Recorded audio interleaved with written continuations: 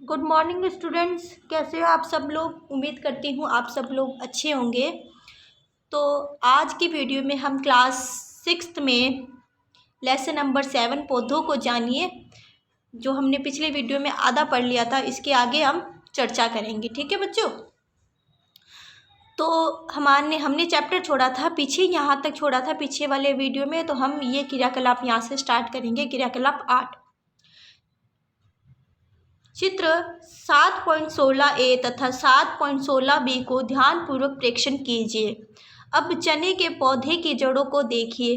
क्या यह चित्र 7.16 ए के समान दिखती है अथवा चित्र 7.16 बी की तरह। मक्का के पौधे की जड़ें कैसी है? जड़ों की आकृतियों के चित्र के साथ मिलाकर खाली स्थान में मक्का तथा चना लिखिए। चने एवं मक्के की जड़ों में क्या समानता है? किस रूप में एक दूसरे से भिन्न है? ऐसा प्रतीत होता है जड़ें दो प्रकार की होती हैं। क्या जड़ों के कुछ और भी प्रकार है? आइए इसका पता लगाएं। अब देखो हमने क्या किया था, एक तरफ मक्का भिगोया था और एक तरफ चना भिगोया था, ठीक है ना। जिसमें हमने मक्का भिगोया तो देखो मक्का से ना जो जड़ें निकली थी ना, वो थोड़ी क्या है, अलग प्रकार की। ये देखो इनमें ना एक तो ऊपर की तरफ निकल रहा है और एक नीचे की तरफ निकल रहा है, और दोनों अलग अलग साइड से निकल रहे हैं, ठीक। जबकि जो चना है ना, इसमें हमने देखा कि जो जड़ निकल रही है, निकल तो एक ही जगह से रही है, पर निकल रही है तो उसके बाद इसकी क्या हो रही है, दो शाखाएं बन रही है, ठीक है। तो इस तरह से हम कह सकते हैं कि भाई जड़ें भी कितने प्रकार की हमने देखी, उगने में 2 प्रकार की देखी, ठीक है बच्चों। तो हम आगे बात करते हैं। खुले मैदान में जाइए जहाँ बहुत से खरपतवार उग रहे हों। कुछ खरपतवार पौधों की मिट्टी खोदकर निकालिए। जड़ों से मिट्टी धोकर अलग कर उनका निरीक्षण कीजिए। क्या आपने ध्यान दिया कि सभी खरपतवार पौधों की जड़ें या तो चित्र 7.16 ए ऐसी या 7.16 बी की तरह है। मतलब हमने देखो खरपतवार निकाले, जो मिट्टी है के अंदर जो खेत होते हैं, खेत के अंदर खरपतवार होते हैं, अनावश्यक जो पौधे उग जाते हैं उनको क्या बोलते हैं, खरपतवार कहते हैं, ठीक है। तो अब वो उग गए तो फिर क्या होता है बताओ। तो फिर है ना उसके अंदर क्या होती है कि हमने उसको खोद कर निकाला तो क्या होती है, उसके अंदर जड़ें होती है। उन जड़ों को धोकर देखा तो कुछ तो जड़ें ऐसी दिखी और कुछ की जड़ें ऐसी दिखी, ठीक है ना। जिन पौधों की जड़ें चित्र 17.17 ए की तरह है उनके मुख्य जड़ को मूसला जड़ कहते हैं, ठीक है ना। अब देखो हमने जड़ें देखी, इसमें देखो एक ये जड़ है जो है ना, पौधों की जड़ 7.17 है। ये देखो 7.17 है, ऐसी जो जड़ है देखो पतली सी एक जड़ है और उससे निकल रही है बहुत सारी जड़ें। जो पतली सी पहले एक ही जड़ निकल रही है, ठीक है ना, एक पतली सी जड़ निकल रही है, उससे क्या निकल रही है, बहुत सारी जड़ें निकल रही है उस पतली सी जड़ से। तो ऐसी जड़ को क्या बोला, मूसला जड़। तथा छोटी जड़ों को पार्श्व जड़ कहते हैं। तथा छोटी जो ये साइड से जो जड़ें निकल रही है ना, इनको क्या बोला, पार्श्व जड़ बोला। क्या बोला, पार्श्व जड़। इन पौधों की जड़ें चित्र 7.17 बी के समान है। उनमें कोई भी मुख्य जड़ नहीं होती, सभी जड़ें एक समान दिखाई देती है। इन्हें जकड़ा जड़ या रेशेदार जड़ कहते हैं। हमने क्या देखा कि भाई अब जो 7 पॉइंट जो बी है ना, उसमें क्या है कि ना कोई भी मुख्य जड़ नहीं होती। जैसे मूसला जड़ में तो एक मेन जड़ निकल रही है, उसी से बहुत सारी निकल रही है। जबकि जो बी वाले में हमने देखा कि मुख्य जड़ कोई नहीं होती, सारी क्या निकल रही है, पौधे से ही निकल रही है, कोई किसी की शाखाएं नहीं है इसके अंदर, ठीक है ना। सारी क्या निकल रही है, पौधे से निकल रही है। तो इसने बोला इसमें कोई मुख्य जड़ नहीं होती और ऐसी जड़ें एक समान दिखाई, सारी एक जैसी दिखाई दे रही है। ऐसी लग रहा है कि कौन सी मुख्य है और कौन सी नहीं है। तथा ऐसी जड़ों को क्या बोलते हैं, रेशेदार जड़ें। तो इस प्रकार से हमने कितनी जड़ें देख ली, 2 प्रकार की। एक होगी मूसला जड़ और दूसरी होगी रेशेदार जड़। मूसला जड़ में एक मुख्य जो जड़ होती है उससे क्या निकलती है, पार्श्व शाखाएं निकलती है, उनको पार्श्व जड़ बोलते हैं। इस तरह से कुल मिलाकर इस पूरी जड़ को क्या बोलते हैं, मूसला जड़। दूसरी तरह की जड़ देखी रेशेदार जड़, जिसमें पौधे से बहुत सारी जड़ें एक साथ निकलती हैं, और ऐसी जड़ें क्या कहलाती है, रेशेदार जड़। इन जड़ों में कोई भी मुख्य जड़ नहीं होती। एकत्रित किए गए खरपतवार पौधों को उनकी जड़ के आधार पर 2 समूहों में बांट छांटिए, ठीक है ना। मूसला जड़ वाले पौधों को समूह ए में तथा रेशेदार जड़ वाले पौधों को समूह बी में रखिए। समूह ए के पौधों की पत्तियों को देखिए, उसका सिरा विन्यास किस प्रकार का है। समूह बी के पौधों की पत्तियों का सिरा विन्यास किस प्रकार का है। क्या आपने ध्यान दिया कि पौधों की पत्ती के सिरा विन्यास एवं जड़ के प्रकार में एक रोचक संबंध है। क्या इन सभी पौधों उन सभी पौधों जिनका आप अध्ययन कर चुके हैं कि पत्तियों का सिरा विन्यास एवं जड़ के प्रकार को सारणी 7.2 में सही प्रकार से भर सकते हैं। हमने देखा कि जड़ें मिट्टी से जल का क्या करती है, अवशोषण करती है, यही काम होता है जड़ों का, ठीक है। तथा तना क्या करता है, जल तथा खनिज को पत्ती तथा पौधे के अन्य भागों तक पहुंचाता है। देखो जड़ तो क्या करती है, मिट्टी से जल को क्या करती है, अवशोषित करती है, जबकि जो तना है वो क्या करता है, जल तथा खनिज को पत्ती तथा पौधे के अन्य भागों तक क्या करता है, पहुंचाता है। पत्तियां भोजन संश्लेषित करती। अब आगे बात क्या है कि पत्तियां क्या करती है, पत्तियां भोजन संश्लेषित करती, मतलब भोजन बनाती है। यह भोजन तने से होकर पौधे के विभिन्न भागों में संग्रहित हो जाता है। अब जो भोजन पत्तियों में बना, तो पत्ती में बना तो पूरे, जैसे घर में रसोई में खाना बनता है तो पूरे घर में सबको मिलता है ना, वैसे ही क्या है, जो इसका रसोई घर समझ लो पत्ती है, जो पत्ती में जो खाना बनेगा वो पूरे पौधों को मिलेगा, तो वो पूरे पौधे को कैसे मिलेगा, तने के द्वारा मिलता है। तने से होकर पौधे के विभिन्न भागों में संग्रहित हो जाता है। इस प्रकार की कुछ जड़ें जैसे गाजर, मूली, शकरकंद, शलजम एवं टेपियोका आदि को हम खाते हैं। तो कुछ जड़ें होती है जिनको हम खाते हैं, जैसे गाजर क्या एक जड़ है, मूली भी क्या एक जड़ है, जो मूली की सब्जी बनाते हैं, जो गाजर की सब्जी ये सारी क्या है, जड़ों में आती है। इनको क्या करते हैं, हम लोग खाते हैं। शलजम, टोपिया का आदि को हम खाते हैं। हम पौधों के अन्य भागों को भी खाते हैं, जहाँ भोजन क्या होता है, भंडारित होता है, और भी भागों को हम खाते हैं। ये देखो जड़ है, पौधा है। देखो जड़ क्या है, जल को अवशोषित जो है ना, ये तना है, तना क्या करता है, जल और खनिज को क्या करता है, आगे स्थानांतरित करता है पत्तियों तथा उसके अन्य भागों तक। फिर पत्तियों में जो भोजन बना वो पूरे पौधे में तने के द्वारा जाएगा। ओके बच्चों, क्या आप इस बात से सहमत है कि तना दो तरफा मार्ग की तरह कार्य करता है। दो तरफा मार्ग मतलब दो तरह के मार्ग की तरह, मतलब ले जाने का काम भी करता है और वापस दूसरे पौधों तक, दूसरी जो भाग है ना वहाँ तक वापस लाने का काम भी करता है। लिखिए कि तने से कौन से पदार्थ ऊपर की ओर जाते हैं तथा कौन से नीचे की ओर आते हैं, ठीक है ना। जो पत्तियों से जो खाना बना है पत्तियों में, वो कहाँ नीचे की तरफ आता है, जो जल है तथा खनिज है वो कहाँ जाता है, ऊपर की तरफ जाता है। अगले परिच्छेद में हम पुष्प की संरचना का अध्ययन करेंगे। अब क्या है, हम पुष्प के बारे में हमने सब कुछ पढ़ लिया, पुष्प नहीं पढ़ा, अब पुष्प के बारे में पढ़ेंगे। गुलाब के पौधे के 3 आरेख चित्र 7.19 A, B, C में दर्शाई गई कौन सी स्थिति में आप पौधे को भली भांति पहचान सकते हैं। बताओ भाई कौन सी, एक ये स्थिति दर्शाई, एक ये स्थिति दर्शाई गई और एक ये स्थिति दर्शाई गई। इनमें से तुम किस में देख के बता सकते हो कि ये पौधा किसका है, ये फूल किसका है, या पौधा किसका है, गुलाब का है, कौन सी स्थिति में, इस वाली स्थिति में। तो चित्र 7.1 में पुष्प को रंगने के लिए आपने किस रंग का प्रयोग किया था। क्या सभी पुष्प रंग बिरंगे होते हैं, क्या सभी पुष्प क्या होते हैं, रंग बिरंग होते हैं। तथा आपने घास, गेहूं, मक्का, आम अथवा अमरूद के पुष्प भी देखे हैं, क्या वे चटकीले हैं। आइए कुछ पुष्पों का अध्ययन करें। अब देखो जहाँ पर पुष्प होंगे ना उसको हम आसानी से पहचान लेंगे। ऐसे पत्तियाँ वगैरह, खाली पत्तियाँ वगैरह होगी तो पहचानने में क्या होगी, थोड़ी मुश्किल होगी। अगर क्या होगा, फूल होंगे ना तो हम पहचान सकेंगे, अरे गेंदे का अगर फूल लगा तो हम कहते हैं गेंदे के फूल का क्या है, ये पौधा है। अगर गुलाब का फूल लगा तो गुलाब के फूल का पौधा है, ठीक है ना। हम ऐसे करके इनको पहचान सकते हैं। अब हम करते हैं क्रियाकलाप 10। आवश्यक सामग्री, एक पुष्प कलिका तथा निम्न में किसी पौधे के 2 पुष्प, धतूरा, गुड़हल, गुलाब, सरसों, बैंगन, भिंडी, गुलमोहर, इनमें से कोई भी ले लो, 2 पुष्प लेने, ठीक है ना। एक ब्लेड लेनी है, एक स्लाइड लेनी है अथवा कागज ले लो। अगर स्लाइड नहीं है तो एक ब्लेड ले लो, एक कागज ले लो, एक आवर्धक लेंस एवं जल ले लो, ठीक है। खिले हुए पुष्प का कुछ भाग, प्रमुख भाग, खिले हुए पुष्प का प्रमुख भाग कौन सा है, यह पुष्प की क्या है, पंखुड़ियां हैं। जो ये खिला हुआ जो भाग है ना, ये क्या पुष्प की क्या है, पंखुड़ियां हैं। विभिन्न पुष्पों की पंखुड़ियां अलग अलग रंगों की होती है। विभिन्न पुष्पों की पंखुड़ियां कैसी होती है, अलग अलग रंग की, सारी ऐसी थोड़ी नहीं। ये देखो जैसे ये पुष्प इसके सफ़ेद कलर की है, ये पुष्प है जैसे इसकी किसी कैसी है, पीच कलर की है, इसकी कैसी है, गुलाबी कलर की। तो अलग अलग होती है ना पंखुड़ी, एक जैसी रंग की नहीं होती। आपके विचार में कली का ये पंखुड़ी कहाँ बंद थी। आपके विचार में कलिका में ये पंखुड़ियाँ है ना, जो ये पंखुड़ियाँ, ये तो कलिका में ऐसे खिला हुआ थोड़ी नहीं दिख रही है पंखुड़ियाँ। ये पंखुड़ियाँ कहाँ बंद थी, कलिका का प्रमुख भाग कौन सा है। क्या आपने ध्यान दिया है कि ये छोटी पत्ती, यह भाग छोटी पत्ती की भांति दिखाई देता है। इसे क्या कहते हैं, बाह्य दल कहते हैं। जो ये हरा वाला जो पार्ट दिखता है ना, इसको तो क्या बोलते हैं, बाह्य दल बोलते हैं, ठीक। और जो अंदर जो ये पंखुड़ियाँ होती है, ये जो इनको क्या बोलते हैं, पंखुड़ियाँ बोलते हैं, ठीक है ना। पुष्प के बाह्य दल एवं पंखुड़ियों का भली भांति अवलोकन कीजिए। अब कर सकते हो तुम, अब तुम बता सकते हो ना, जो ये हरा हरा जो भाग है, जो बाहर की तरफ ऐसे ऐसे निकला तो इसको क्या बोलते हैं, बाह्य दल।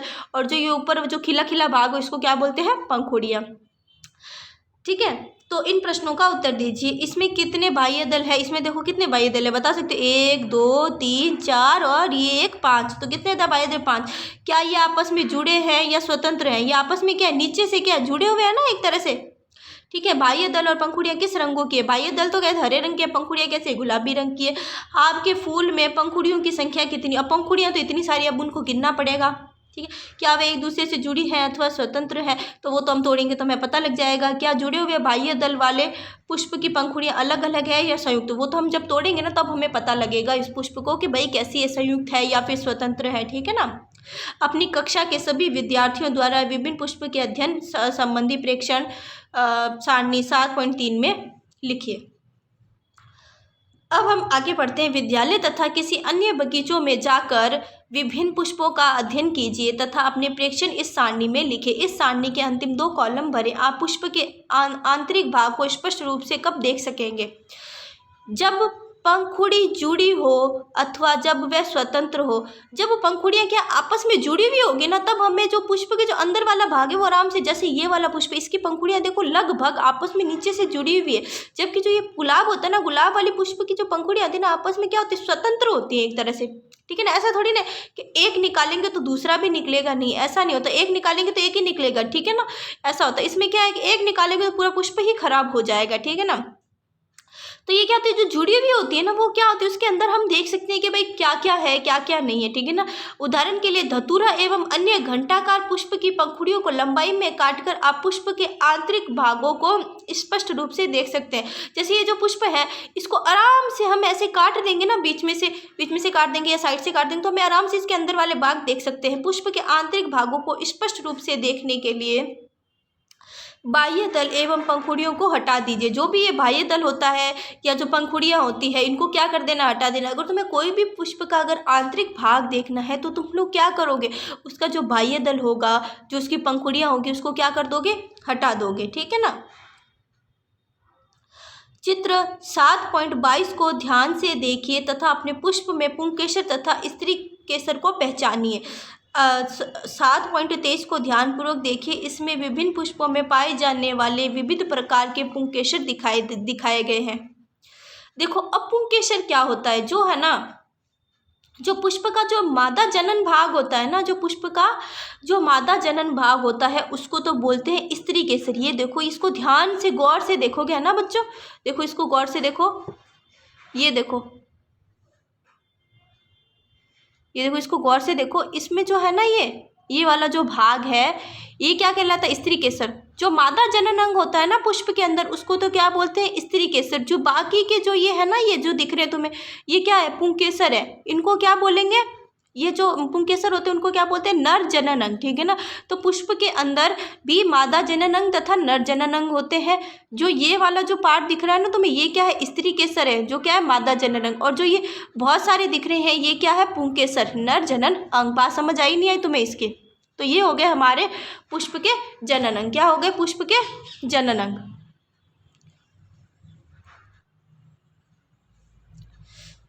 ठीक है, तो तुमसे पूछते हैं कि भाई पुष्प के जनन अंग के नाम बताओ, तो स्त्री केसर और पुंकेसर। पुंकेसर क्या हो गया, मादा जनन, पुंकेसर क्या हो गया, नर जनन अंग, और स्त्री केसर क्या हो गया, मादा जनन अंग। क्या आप पुंकेसर के दोनों भागों को पहचान सकते हैं? अपने पुष्प में पुंकेसर की संख्या ज्ञात कीजिए। एक पुंकेसर का चित्र बनाकर उसे नामांकित कीजिए। पुष्प के केंद्र में स्थित भाग को क्या कहते हैं, स्त्री केसर। अब स्त्री केसर किसमें, केंद्र में था, केंद्र में स्थित भाग को क्या कहते हैं, स्त्री केसर। यदि आप इसे पूरी तरह से नहीं देख पा रहे हो तो पुंकेसर क्या कर लीजिए, हटा लीजिए।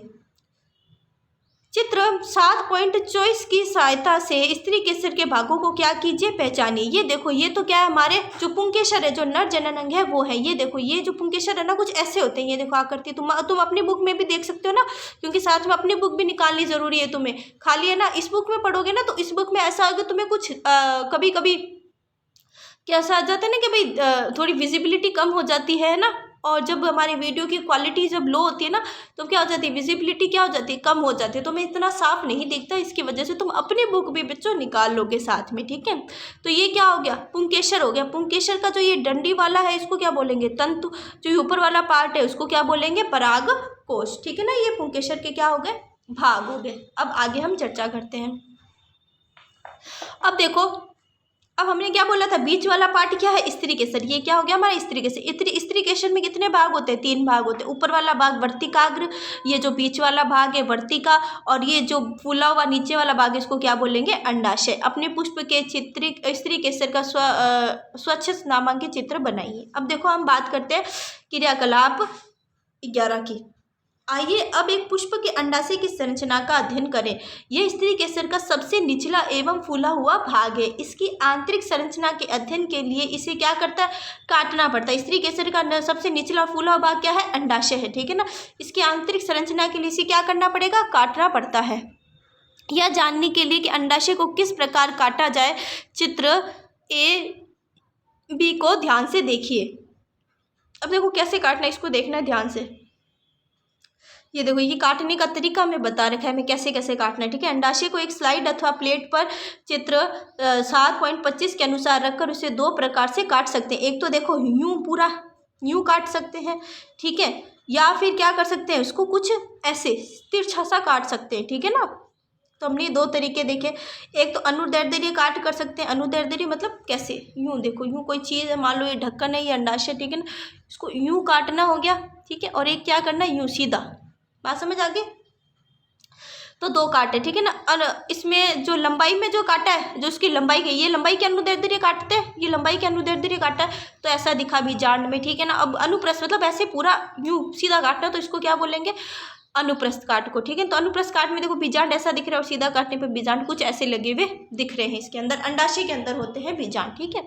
अंडाशय की काट को सूखने से बचाने के लिए प्रत्येक काट पर जल की बूंदें रखिए। आवर्धक लेंस की सहायता से अंडाशय की आंतरिक रचना का क्या कीजिए, अध्ययन कीजिए। क्या आपको अंडाशय की छोटी छोटी गोल संरचनाएं दिखाई देती है, उन्हें क्या कहते हैं, बीजांड कहते हैं। अंडाशय की जो छोटी छोटी जो गोल संरचनाएं होती है ना, उन्हें क्या कहते हैं, बीजांड कहते हैं।